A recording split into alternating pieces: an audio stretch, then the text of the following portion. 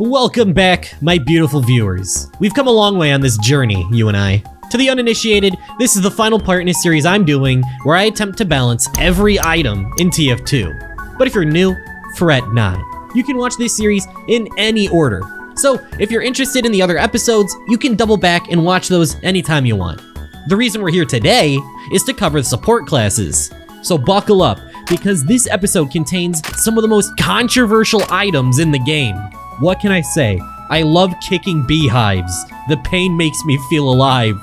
Also, obligatory disclaimer, this video is all for fun. I made the balance mod for fun. Weapon balance is subjective, and that's okay. I still love all of my viewers, no matter what their opinions on TF2's weapon balance is. Except you, Daniel. But first, could I interest you in a refreshing beverage from my buddies at GamerSups? How about some strawberry lemonade, or as I call it, liquid joy and whimsy?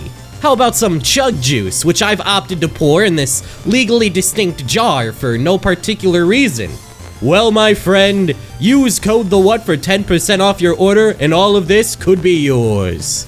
And if you don't use my code, I'll gain 600 pounds and go bald, and believe me, buddy, you do not want to see that. Medic is quite possibly the class in most need of balancing, because not only does Medic have the single most overpowered item in the game, but 2/3 of their item slots have meta picks so crucial to their gameplay that simply not using them is considered sabotaging your team. Nearly every single item in Medic's kit is useless. This means Medic players are forcefully pigeonholed into a singular meta loadout that restricts variety and causes people to not want to play Medic. That's something I'd like to see fixed, and the root of all of these problems is the Crusader's crossbow. Here's the thing, I like the crossbow. I'm willing to bet that you also like the crossbow. But the tricky thing is its mere existence completely invalidates the syringe guns. The syringe guns were all purposefully designed to be bad weapons. You use the syringe guns most effectively by never needing to pull them out in the first place. You'd only ever consider pulling one out when you're alone and have no other recourse, but if you're a good Medic player, you actively spend every second of your existence avoiding that specific scenario. The Crusader's crossbow is the only Medic primary designed to actually be a good weapon.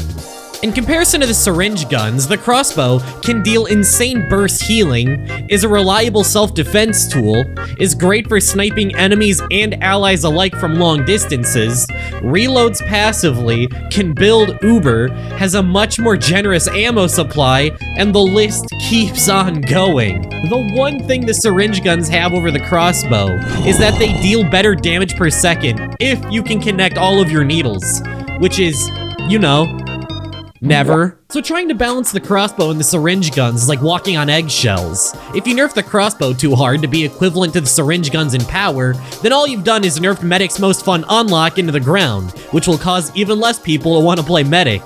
However, if you buff the syringe guns to be on the crossbow's level, that could lead to a power creep type scenario where players will begin to prioritize the syringe guns over the Medigun and not bring value to their team.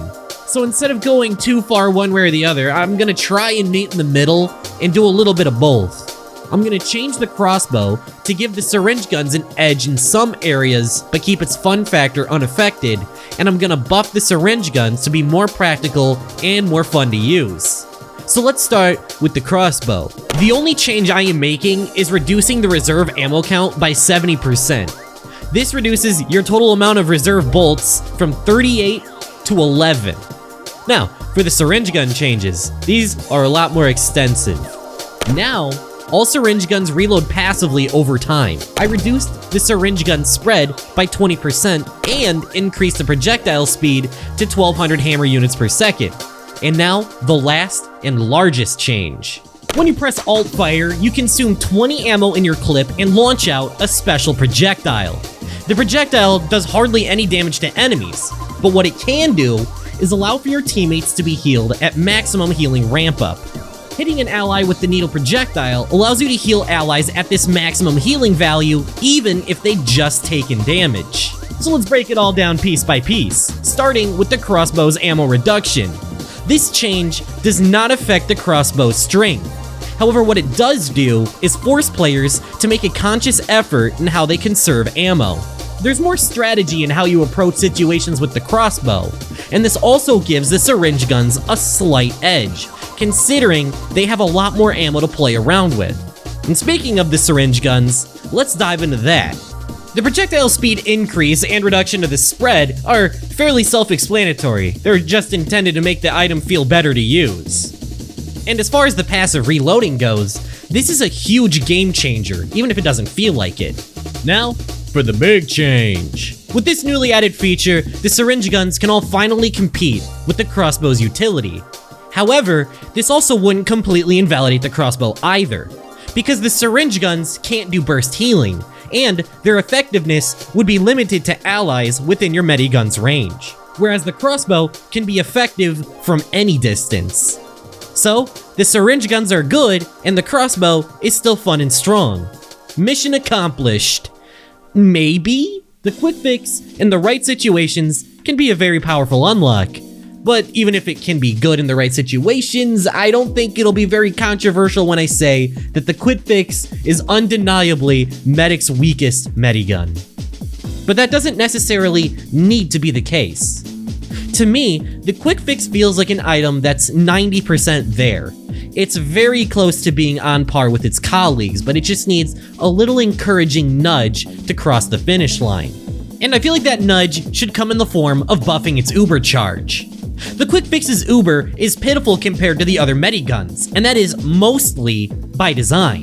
The medigun that's the strongest at healing shouldn't have an uber charge on the level of something like Stock or the Kritzkrieg, but in that same breath, I don't think it should be as weak as it currently is. So in order to quickly fix the quick fix, I want to quickly buff the item's uber charge to be stronger, but not powerful enough to rival the other mediguns. And after all, the item is called the Quick Fix, so let's just make you quicker. My only change to the Quick Fix is that while Ubered, both you and your patient gain a 15% speed boost. This speed boost is nothing compared to 100% crits or invulnerability. However, with full knockback resistance and a little bonus speed, the Quick Fix's Uber can be more oppressive than before, making it harder for enemies trying to run away and escape you. This small change should hopefully be the encouraging push forward that the Quick Fix needs without pushing it too far. Now, let's try to solve the Uber Saw problem. Just like how the crossbow completely invalidates other options in the primary slot, the Uber Saw does the same thing for the melee slot.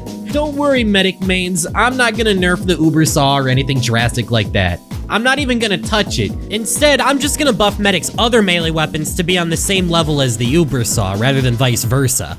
So let's start with the Vitus Saw. This item tries to directly compete with the Uber Saw by offering a form of Uber insurance on death. However, the problem is that the Uber Saw gives so much more value without being nearly as situational. Get 25% Uber and live, or keep 15% Uber and die. Seems like a simple choice to me. As long as the Vitus Saw's gimmick revolves around dying, no one's gonna ever want to use it, because unpopular opinion, dying kind of sucks. That's right, I speak the truth, even when it hurts. However, one change the item received in Jungle Inferno that I actually enjoy is the organ harvesting mechanic. It's such a cool mechanic for such an abysmal ability. So, to fix the Vitus Saw, let's take the organ harvesting mechanic and push it somewhere else. I made it so the Vitus Saw no longer retains Uber on death. I also added a 25% slower firing speed. But to compensate, I removed the health penalty and gave the Vitus Saw a new function. Instead of retaining Uber on death, the Vitus Saw's organ mechanic now serves as a way to heal yourself and your team. When you gain an organ, you can heal an ally by striking them with your melee weapon. This will heal them for 100 health and consume an organ. Or, you can heal yourself by pressing Alt Fire, healing yourself for 50 health and consuming an organ. I find this rendition of the Vitus Saw to be much more fun and also a much better value proposition to compete with the Uber Saw. Using the Vitus Saw's organs to heal yourself can save your skin in a pinch, and it's really fun to pull off. And the ability to heal allies with the Vitus Saw also gives it a unique supportive role as well. Now, let's move on to another medic melee I'm buffing, the Amputator. Much like the Quick Fix, this is another weapon I think is on the cusp of greatness, and is just a couple quality of life buffs away from being a viable option. The Amputator has a decent niche for survivability due to the bonus health regen, and it serves as the only area of effect healing option in the game. It all sounds good on paper, but in practice, it's a bit underwhelming. For starters, the AoE heal can only be accessed by taunting, and it can't be cancelled early, essentially stun locking yourself in place for several seconds and leaving yourself as a sitting duck for the enemy team. Alleviating some of the risk associated with the Amputator's taunt should let the item perform much better in the niche it tries to specialize in. So here's what I did. I allowed the taunt to be cancelled early by jumping, and I also added a new ability. Upon hitting an enemy player, nearby allies will be healed for 3 seconds.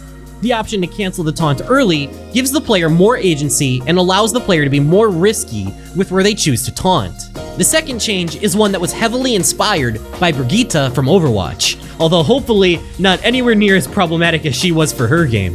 The ability to heal players around you by hitting enemies could allow for medics to go for offensive melee plays that open themselves up to being picked, but successfully pulling off this strategy could give your teammates the boost they need to secure an objective or hold off a push. If the Amputator was unloved before because it was limiting and unengaging to use, now these small changes should give the Amputator some time to shine after being in the Ubersaw's shadow for, 15 years? Oh my god, the Amputator can get a learner's permit to drive.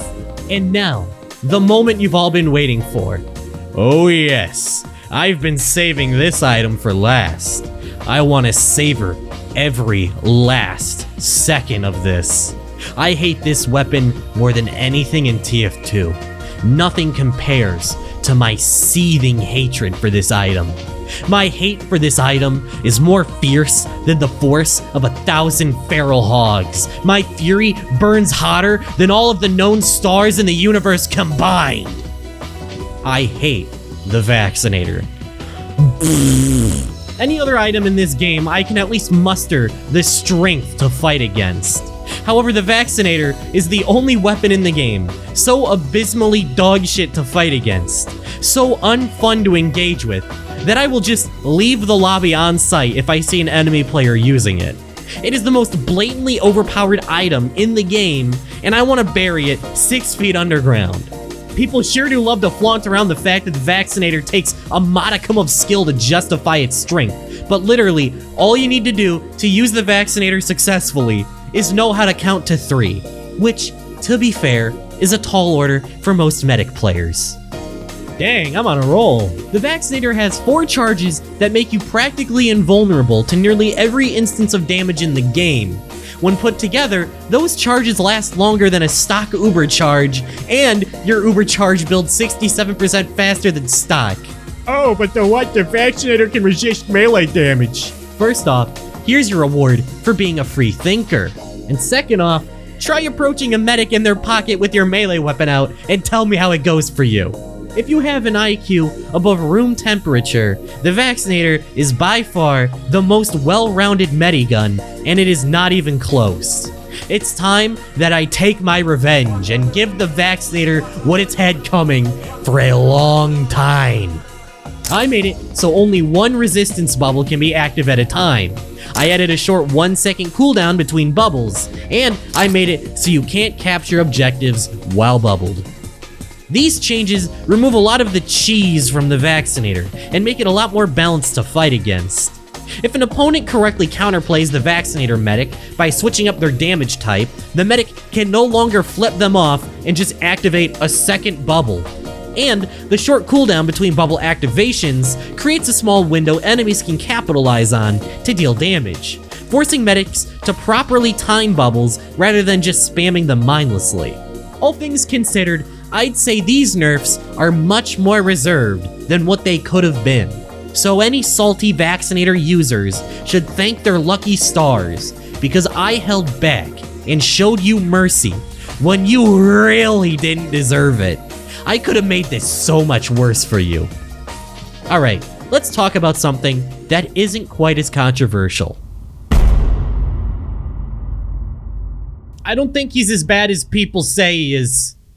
I swear this video isn't rage bait. I think a lot of sniper hate gets overblown to comical proportions to the point where actually valid points get lost in the sauce. However, I won't act as though I think sniper is perfectly balanced because there are things I would change if given the chance. So what exactly is the problem with sniper? I believe it's visibility. The most common piece of advice given to new players to counter sniper is respect the sightline. If snipers are a problem, stay out of the areas you know they're watching and eliminate the risk of encountering them. In a vacuum, this advice works. However, if you're facing off against an experienced sniper, this goes completely out of the window. A good sniper will be impossible to spot. They'll know to change their position to catch enemies off guard, to hide their dot behind walls so enemies can't see you. And a good sniper knows some goofy-ass sight lines, and you know they're gonna abuse the hell out of them. In order for sniper to be balanced, it needs to be easy to respect his sight line. All of this serves as a preamble for my huge sniper class rework. I bet you're quaking in your boots right now on the edge of your seats in anticipation. Well, here it goes. My big controversial sniper rebalances. I added the classics tracer rounds to all sniper rifles. Yeah, that's it. My goal for adding tracers to every sniper rifle is one I've already explained. It allows players to instantly see where a sniper is if they miss their shot, which gives the player the choice of pushing onward at the risk of getting shot, or moving away and respecting the sniper's sightline.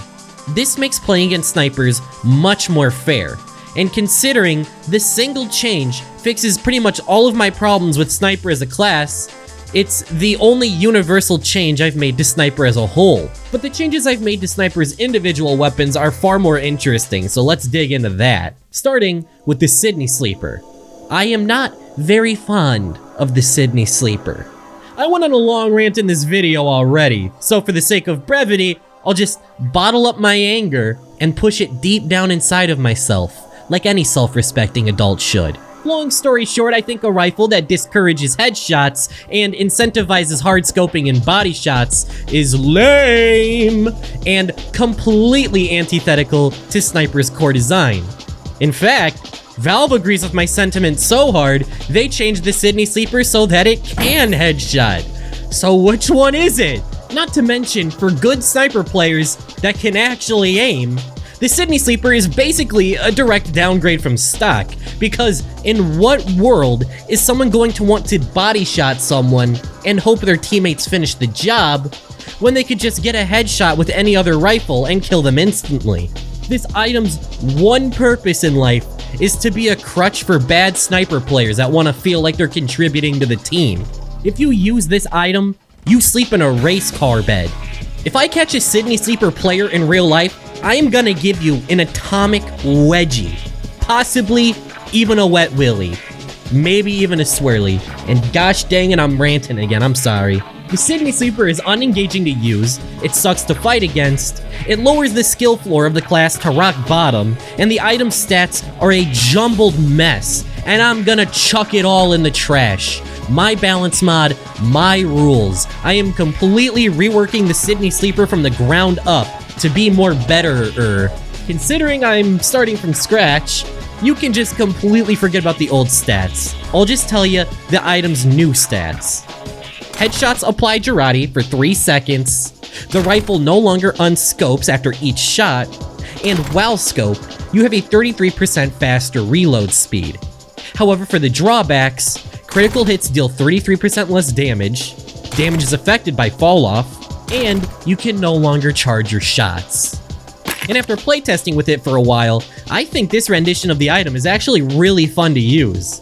Instead of being a crutch for bad snipers like before, the Sydney Sleeper now takes skill to use, is more powerful, and is nowhere near as annoying to fight against. Overall, this is a large net buff for the item. And if you're a Sydney Sleeper user angry at my changes, I strongly encourage you to cry about it in the comments. I am gonna make a collage of all of your salty comments and frame it on my wall. Ah, this never gets old. Another item on the chopping block is the Bizarre Bargain, and the problem I have with this weapon's design is fairly simple. The Bizarre Bargain is a snowball weapon. What that means is the more kills you get with it, the stronger it becomes. There's plenty of snowball weapons in the game I have no problem with. I know there's a very large amount of TF2's player base who just hate snowball weapons as a concept, because they punish you for the mistakes of your teammates. But I've never really cared myself. My problem with snowball weapons are the examples when where they're fully snowballed, they're just a direct upgrade over stock. Because at that point, the item has no downsides, nothing to balance it out. See the Islander from the last video. I regret nothing. This is something that applies very heavily to the Bizarre Bargain, because once that item is fully snowballed, it is a direct upgrade over the stock sniper rifle. And the sniper rifle by itself is already one of, if not the strongest item in the game. The Bizarre Bargain allows good snipers to be brutally oppressive with zero drawbacks, picking off classes with body shots at insane speeds. I feel like there needs to be something to balance out its power, because as it stands right now, the Bizarre Bargain is overpowered. So I'm opting to go for a more glass cannon type of design. While equipped, the Bizarre Bargain reduces your maximum health by 15. Unlike before, now there's a constant lingering downside that makes the weapon weaker or stronger depending on the situation, and the player has to choose if the Bizarre Bargain's faster charge speed is worth the health cost. But enough nerfs. It's time I throw you sniper players a bone. I have quite a few buffs to some of Sniper's most underappreciated weapons, starting with the Huntsman. For the most part, it's gonna stay unchanged. However, one aspect of the item's design that hasn't aged gracefully is the Huntsman's lack of ability to reload while holstered. This makes it inconsistent with the design of other single-shot items like the crossbow and flare guns. So for my Huntsman change, I'm just gonna bring it in line with the design philosophy of the other weapons by allowing it to reload while holstered. This isn't a meta-shifting change or anything like that, but it's just a nice quality of life buff to have that makes the Huntsman more intuitive to use and a better combo with other items like the SMG. Another rifle I'm buffing is debatably Sniper's worst primary, the Classic. If I had to choose any single word to describe the Classic, it would be slow. It charges slow, you move slow, and your respawn timer will be slow because you inevitably died because you're using the Classic. All it takes is one stat to completely ruin this item. Needing to fully charge your sniper rifle for even the chance of doing a headshot makes the Classic's gameplay an unbearable drag. You spend all of this time charging up your shot, and if you miss, you're shit out of luck. You gotta start charging another shot again. The ability to charge without scoping is undeniably nifty, but man, it just doesn't make up for that slow-ass charge time. So, in order to fix the Classic, I'm speeding it up. Now, the Classic charges 20% faster. With this change, you still have to fully charge your rifle to deal critical headshots, but you aren't forced to charge for quite as long, which creates less downtime and ideally, less boring gameplay. Another item I'm reworking to be stronger is the Darwin's Danger Shield. This item's purpose is to serve as a hard counter to a class you already have a very strong matchup against. What? The only reason you'd ever really consider throwing the Danger Shield on is if there's an annoying Scorch Shot Pyro on the enemy team, and you're just really sick of their shit. But a hard counter to a single annoying unlock does not make for exciting weapon design. Before the weird rework the Danger Shield got, it was an item that increased your overall survivability. It increased your maximum health from 125 to 150. And it was perfectly fine if you ask me, as 150 health doesn't cross any crucial health thresholds. The problem came in the form of another upside, a passive bullet damage resistance. These two upsides in tandem allowed you to tank a quickscope headshot from an enemy sniper, trivializing your matchup against enemy sniper players, which is a big no-no when counter-sniping is one of the main things that keeps snipers in check.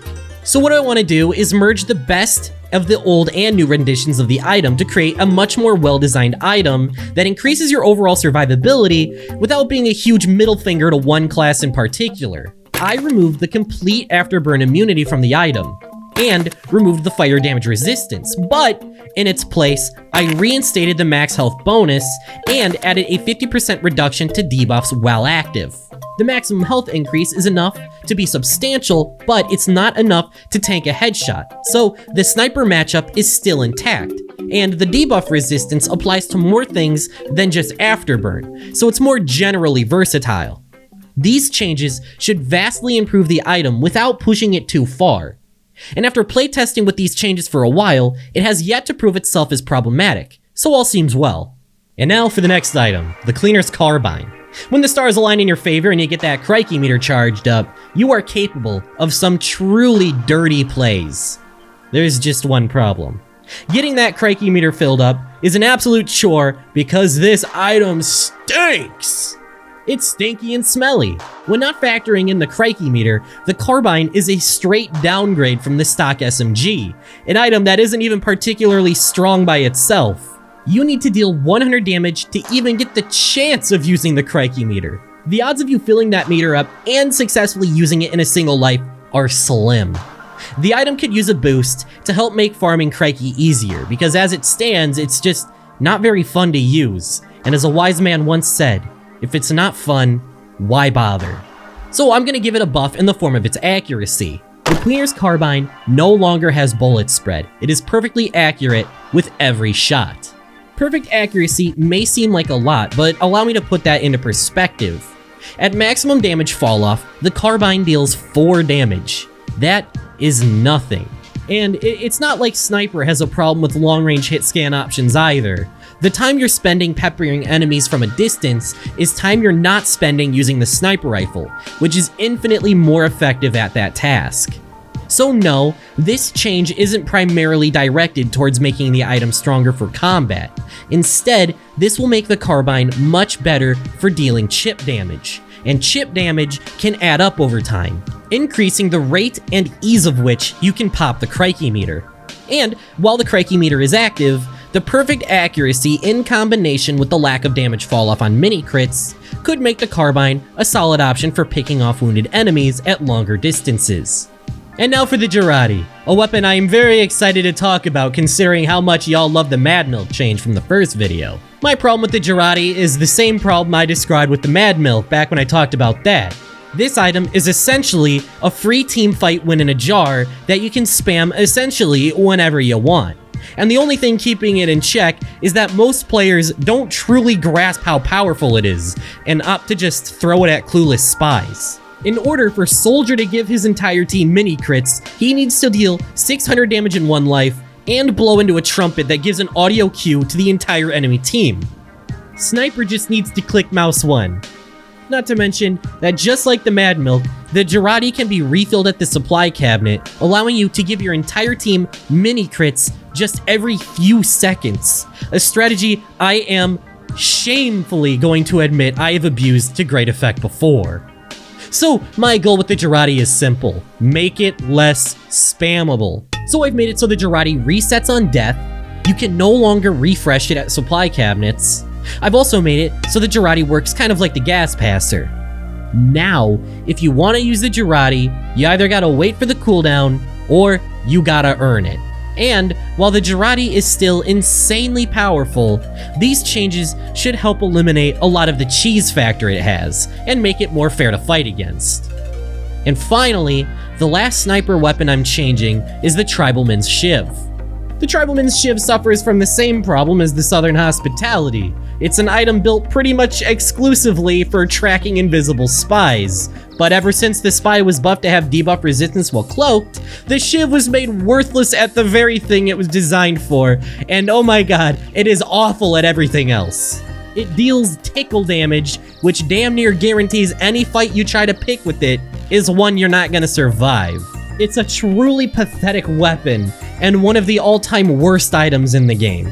So I hope to breathe some new life into the Tribalmans by leaning into the utility aspect. I added a 30% deploy speed bonus, and a 3-second speed boost on hit. This new Tribalmans is a risky escape option. Using the speed boost, snipers can run away and survive situations they might not have otherwise, and it places the enemy in a tough situation. chase down the sniper while you're bleeding and actively taking damage, or ditch the sniper, let them escape, and find some healing to get rid of the bleed. These small changes not only save the bleed damage concept, but the shiv as a whole, to give it a new unique function over being a fancy looking paperweight in your inventory. And that is all of my sniper changes. I'd say overall, my changes were pretty tame, especially in comparison to most other balance mods. But even still, I anticipate a couple of these will be fairly divisive, just because sniper is that controversial of a class.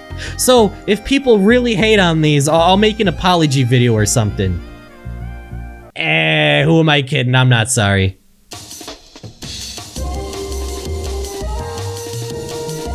And here we are, the final class in the Balance series.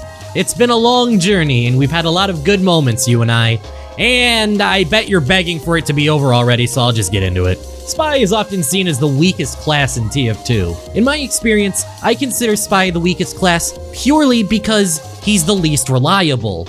If you're good at a class, you can play them in nearly any lobby and perform well, but Spy isn't nearly as dependable. This is because Spy is the class that relies most on happenstance. Whether that be getting hit by random crits while trying to flank, having your cover be blown by a stray bullet, getting hit with a random flare while you're trying to sneak around, there is so much that can go wrong while playing Spy, and a lot of it is largely out of your control. And it doesn't help that Spy is also the class with the most hard counters in the game. They are the easiest class to shut down. Not only is one of the 9 core classes designed to make your life hell, but think of how many items in the game are specifically designed with the sole purpose of screwing Spy over for simply existing. The better you do as Spy, the worse he becomes as people become more aware, swap to Pyro to Spy check, or equip one of the many items designed to give you the finger, until you truly embrace your French side and wave a white flag. I feel like to address these issues with Spy and improve him as a class, we need to minimize Spy's reliance on luck and make him stronger against his many hard counters. So when it comes to buffs, out of all of the classes in this series, Spy made it out like a bandit. The first of many universal buffs to the Spy class is the ability to mimic reloading while disguised by pressing R regardless of your revolver's current ammo count. Another large buff is the ability to run at the Spy's movement speed no matter which disguise you're currently using by holding the special attack key. I'm not the first person to implement this change. I believe High GPS was the first person to utilize it in a balance mod. And there's a reason a lot of balance mods adopt the idea, and it's simply because it's just that good of a change. With the ability to bypass the movement speed restrictions of disguises, Spy no longer has to sacrifice movement speed while using them, which is a huge boost. The next Spy buff is a 50% resistance to debuffs while disguises are active. This is something that already applies to the Invis Watch, but I'm also giving it to the Disguise Kit because Spy needs all the help he can get when it comes to debuffs. And I am still not done yet. I'm also making it so that Cloak Shimmer from damage is dependent on distance. This should prevent a lot of the times where you get hit by a stray minigun bullet from a different continent and you get caught with your pants down. Overall, with these changes, I am hoping to reduce some of the inherent luck Spy takes and increase his strength against hard counters like Pyro and Girardi, but not to the point where they're obsolete for spy checking. So with all of my universal buffs taken care of, we can move on to the individual weapons, starting with the only spy weapon I am going to straight up nerf, the Diamondback. What exactly is wrong with the Diamondback? In the wider TF2 community, this has got to be one of the most despised items in the game, but I have a confession. It doesn't bother me nearly as much as it seems to bother other people. Maybe there's some form of gentleman's agreement among spy mains that I'm not privy to, but for as much as people tout the Diamondback as this meta-defining overpowered weapon in Spy's kit, I hardly see anyone use it, and an even slimmer amount of people use it effectively. Is the problem with the Diamondback that Spy shouldn't be able to deal consistent critical hits? Well, that can't be it. The Ambassador has been in the game for way longer, and throughout history, no one's ever seemed to have an issue with it. In fact, most people want to see it be stronger. Not only can the Ambassador deal guaranteed critical hits, it can do way more crits on average than the Diamondback can, which leads me to what I consider the core issue with the Diamondback. These two revolvers should be yin and yang to each other. The Ambassador offers unlimited critical hits, with the trade-off being a higher skill floor, while the Diamondback offers a lower skill floor at the cost of finite crits. These two revolvers are perfect inverses of each other, so why is one despised and the other revered? I trace it all back to Jungle Inferno, when the Ambassador's critical hits were given damage falloff, but the Diamondback remained unchanged. So not only can the Diamondback deal full damage crits from any range, it takes less skill than the Ambassador to do so. The yin and yang was thrown off. Now, the Diamondback's crits are superior over the Ambassador. All it takes to fix the Diamondback is restoring the harmony between the two, which is why for my solution, I'm giving the Diamondback the same damage falloff on crits as the Ambassador. Now, just like the pre-Jungle Inferno times, the two are mirrored copies of each other. Neither is a straight upgrade over the other. And while we're on the topic of the Ambassador, I'm showing it a little love as well. The infamous nerf to the Ambassador's range will probably go down as one of the most despised changes in TF2 history. Here's the thing, I was on board with it. Seriously, after everything I did for you. Look, I agree with the nerf for the reason Valve gave. Spy isn't Sniper, nor should they be. Spy is a class that to the enemy team can be anywhere at any time. Spy can pick fights from any angle they want without being seen by their target. It doesn't make sense to be dealing 100 plus damage to an opponent from long distances when they can't react or see you. I gave the sniper rifle tracers for this very reason, but just because I agree with the reasoning Valve gave for the nerf doesn't mean I think it was a perfect implementation. One aspect of the nerf that really grinded my gears is that at a certain distance, the Ambassador just straight up won't deal critical hits with a headshot. I don't think long-range headshots should be completely useless considering the skill it takes to pull off. So I am raising the skill ceiling of the item and buffing it at the same time by allowing critical hits to be dealt at any range, although they are still affected by the damage falloff. So, you're not going to be absolutely lasering people from across the map. However, now, you can get some cheeky picks on weak enemies trying to retreat. And the Ambassador isn't the only revolver to get some love. I gave universal buffs to all of the revolver weapons. See, the revolvers are very finicky because the bullet spread they have is very harsh. You can have an enemy perfectly within your crosshair at a reasonable distance away from you, and your bullet may just decide they don't feel like it and instead hit the wall behind them like a Looney Tunes skit. As part of my goal to make Spy more consistent, I want to make the revolver less RNG dependent. I started by reducing the max spread on revolvers by 15%, tightening the cone in which shots can land. And the second change I made was allowing the revolver's accuracy to gradually reset over a second, compared to instantly resetting after 1.25 seconds. Before, either your revolver had max spread or it was 100% accurate. It was completely binary. Now, not only does the revolver's accuracy recover faster, it recovers gradually to make timing shots easier. Gun Spy is back on the menu, boys. Moving on, let's talk about the Your Eternal Reward. I never really cared much for this weapon because it promotes a very slow playstyle that doesn't really appeal to me, but the general consensus seems to be that this item could use some love. And even as someone who doesn't really enjoy the weapon all that much, I will take it upon myself to buff it for you Yer freaks. The knife's biggest problem is being shackled with a 33% faster cloak drain penalty. The cloak meter is Spy's strongest asset, and you already need to sacrifice an entire meter just to disguise, so the extra penalty is just overkill. This downside practically demands that you run the knife with the L'Étranger and stock Invis Watch to maximize your cloak. Any other loadout, and you're basically throwing. One of my main goals with this series is to incentivize variety, so it pains my heart greatly to see an item that necessitates a very specific combination of items to succeed. So I want to do away with it. Therefore, I am removing the cloak drain penalty. Without the debilitating hit to your cloak drain, you can actually switch things up and try out new loadouts centered around the Yer. So there you have it, you Your Eternal Reward fans. I buffed your favorite item. I guess you could say, you're welcome. Please don't go, the video's almost over, I swear. We're getting down to the final few items now, so let's talk about one of the least used items in the game, the red tape recorder. I mean it when I say it, that this item is a direct downgrade in every sense of the word, except for insanely niche scenarios. Mildly inconvenience an engineer or completely destroy their nest. Seems like a real tough choice to me. The value the stock sapper brings is just so much more valuable than de-leveling buildings. The red tape is outclassed and completely obsolete. Yucky item. Truly yucky.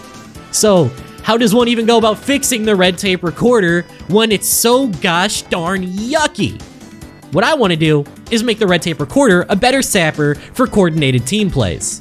My singular change to the red tape recorder is that while it is applied to a building, that building has a 50% damage vulnerability to all damage taken except for the spy who placed it. Now the red tape recorder is the sapper of choice for team player spies. With this new red tape, Spy can coordinate with his team to push when he saps, destroying the disabled sentry before the engineer can react and allowing the team to push ahead. The red tape recorder won't be more powerful than stock in a lot of scenarios, but this change at least lets the item have a niche scenario where it can outperform stock. On to the next item, and this one's gonna be a doozy because seriously, how am I gonna fix the dead ringer? Let me tell you how to fix the dead ringer. Delete it from the game. Take this piece of shit and throw it into the sun. Okay, obviously, I can't do that. Or can I? But the dead ringer has got to be the worst designed item in TF2, and I am very confident in that statement. At least with an item like the vaccinator, I can admit they tried to execute an original idea that could have worked but failed. However, I cannot conceive of a single universe where the dead ringer works. It is rotten to the core. The item's intended purpose is for faking deaths to fool your enemies. But Valve realized that no one has ever actually gotten tricked by the dead ringer in the entire history of TF2. So they just made it a ridiculously spammable get out of jail free card for any scenario. I used to hate the kunai. I still do hate the kunai, but as I've grown wiser, in my old age, I realized everything I thought I hated about the kunai applies tenfold to the dead ringer. It allows Spy to escape any scenario they want with zero skill by simply right-clicking, which leads to every single encounter with a dead ringer Spy being infuriating because it is completely predetermined from the start. They're going to feign death away from you and run away like a little baby. And there's nothing you can do to change the outcome.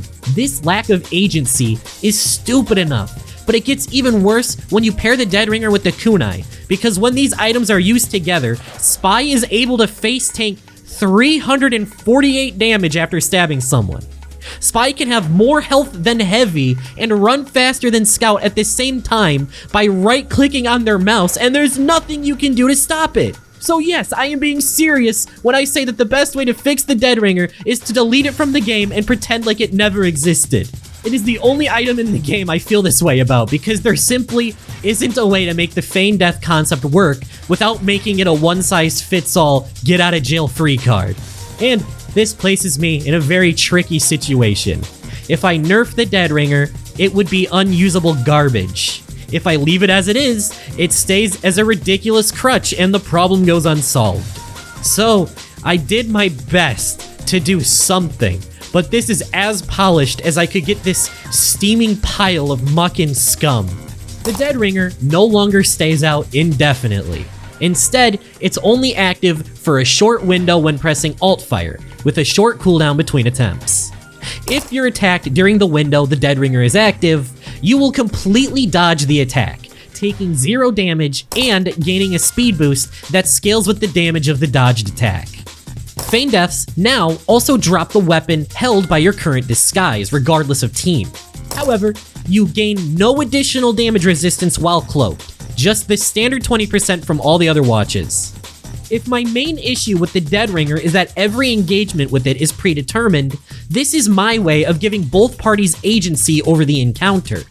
I'm turning the dead ringer into more of like a parry type mechanic, like Air Blast, that rewards spies with good timing and prediction by completely dodging an attack and gaining a speed boost to get away. My intent is that this affects spies matchup like Air Blast does for Pyro, where an enemy can bait an attack to pressure spies into using the dead ringer and punishing them with timing. giving the enemy a way to counter the Dead Ringer with skill rather than it just being haha me right click, I escape now for free, bye bye lol. If you don't think my rework is perfect, that's completely fine. We could always go back to my first idea because I like that one better personally myself. Now that we've talked about the Dead Ringer, let's discuss its twin brother, the kunai. If you're a spy main, there's a good chance you think the kunai is balanced or even underpowered. For everyone else in the world who is not a spy main, there's a good chance you friggin' hate this item, and I am right there with you. However, as I stated earlier, I think the Dead Ringer is way more problematic. It just so happens that the kunai takes a lot more of the heat. The ability to instantly gain more health than Soldier pretty much every time you get a backstab is an insane amount of utility that the other knives have a hard time competing with. And for that reason, the kunai is the knife of choice for pretty much every spy main in existence. And you spy players have an ungodly devotion to this thing, I swear. I have seen strange kunais with upwards of 600,000 plus kills on them. The amount of health the kunai allows you to tank makes it an especially infuriating item to fight against, because no matter how much damage you deal to the spy, no matter how much health you whittle them down to, all it takes is one stab and all of your progress is erased and the spy is back to 200 plus health again. And then they'll just Dead Ringer away. So, in order to try and balance the kunai, I've gone with a suggestion from my good pal Cyber Wizard. Here's how he recommended that I balance the kunai. The maximum health cap from stabs is now lowered to 180. However, overheal gained from backstabs no longer decays. These changes should hopefully address the problems people have with the kunai from both sides of the aisle. With no overheal decay, spy players no longer need to be as aggressive as before and can play more carefully. And for people fighting the kunai, the lower health cap means punishing an out-of-position spy should be a lot easier. In conjunction with the Dead Ringer changes, this should hopefully make the try-hard spy loadout a fraction of the annoyance it was before without making it useless. And thank God, because I am one kunai spy away from becoming a Valorant YouTuber. And this leads us to our final weapon, the last item I am changing in my balance mod, the Enforcer. Yeah, this weapon's not good.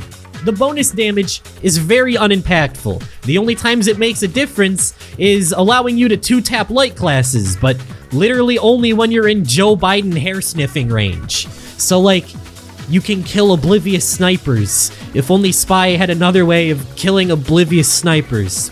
Oh well. I will give the Enforcer this. It somehow manages to hard counter almost all of TF2's most hated items. Vaccinator, Enforcer stays winning. Dead Ringer, Enforcer stays winning.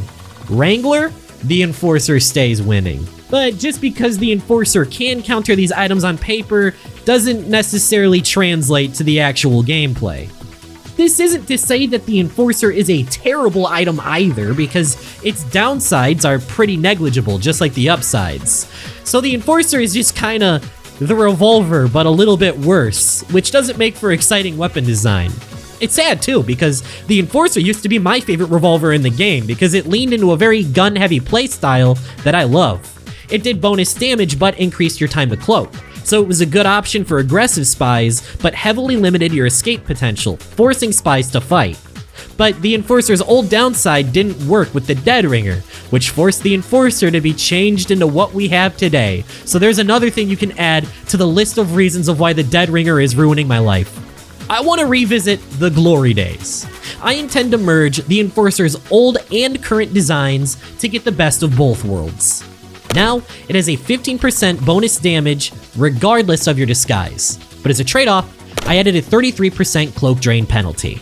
Now, the Enforcer's strength is back in its dueling ability.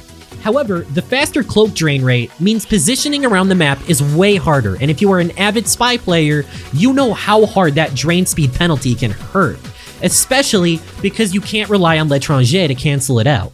And that is my complete balance mod. Oh my god, this took way longer than I thought. Fun fact, this whole project was originally supposed to be a single video. Turns out, I had a lot more to say than I thought I did, so I hope you enjoyed this series as much as I did creating it. After that video of me criticizing someone else's balance mod unexpectedly went super viral, I figured it was only fair to throw my hat into the ring, because what's the purpose in shooting someone else's ideas down if I'm not going to contribute anything to the conversation myself?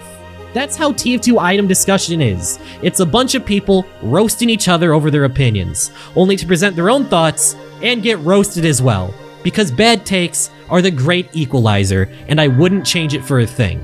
So, if you disagreed with everything I said in this series and stuck it out to the end, I love you. Here's an award.